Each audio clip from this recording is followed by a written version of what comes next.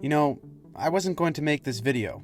After a Leaf win and a Matthews hat-trick, it made me think everything is right in Leafland once again, and the parade is back on, and everything will just be fine. But just a short 48 hours ago, half the fan base had their pitchforks ready calling for change. And this team just couldn't hold on to a lead. And if it wasn't for an incredible coach's challenge against the Flames, well then the Leafs would have blown yet another lead. This team has a lot of trouble defending, and the entire NHL knows it. But let's take a deeper look into why.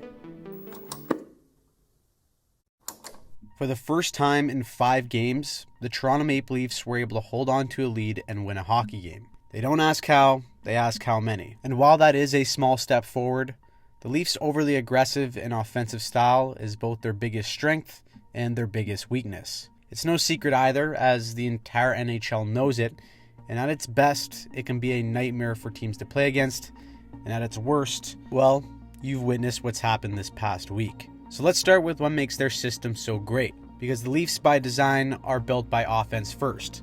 So naturally, they want to push the pace of the entire game.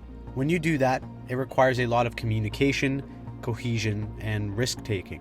Whether that's the defenseman joining the rush, being aggressive along the wall, or incorporating all 5 guys in a motion offense, Toronto is pushing the pace so that they can focus on their strengths. And when executed properly, they're one of the most dangerous offensive teams, and the stats support it.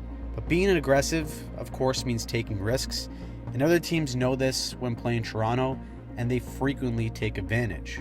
Defending in the NHL encompasses every man on the ice in all 3 zones.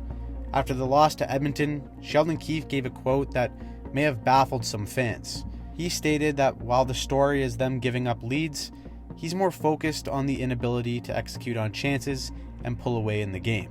Now, your uncle, who's a Leaf fan, hearing that quote, is probably furious that the coach is still talking about offense when they've blown a lead in multiple games. And honestly, your uncle's got the right to be. But let's look at the context in which he's saying it, because the Leafs have always been a talented offensive team. But this year, they don't carry the play in the O-zone like they have in years past, and that has directly hurt them on the defensive side of the puck. Sportsnet's Justin Bourne does a lot of fantastic breakdowns for the Leafs, and he recently had an article that highlighted this exact issue. The Leafs currently ranked 24th in O-zone possession time, despite being a strong team in all offensive categories. In past years, Toronto ranked 7th, 3rd, and 2nd in the NHL. They just flat out can't sustain pressure like they used to. Yet the anomaly is that Toronto ranks top 5 in all rush chances, cycle chances, forecheck chances, and rebound chances. So why do they struggle to maintain possession?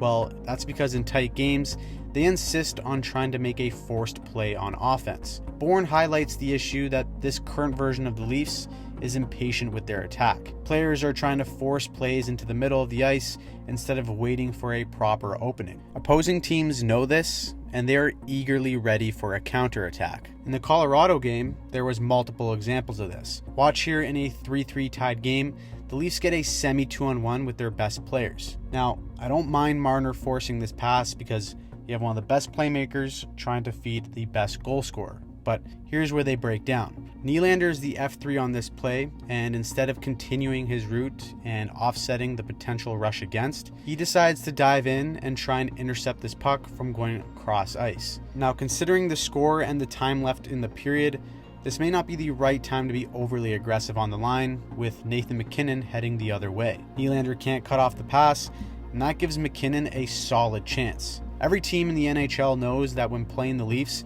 if you can weather the storm and cause a turnover, you can pretty much catch them with their pants down. You may be asking why a player like Nylander is taking that type of risk, but if you go back to Keefe's quotes, they want to stay aggressive and attack the game. And there's really nothing wrong with that approach.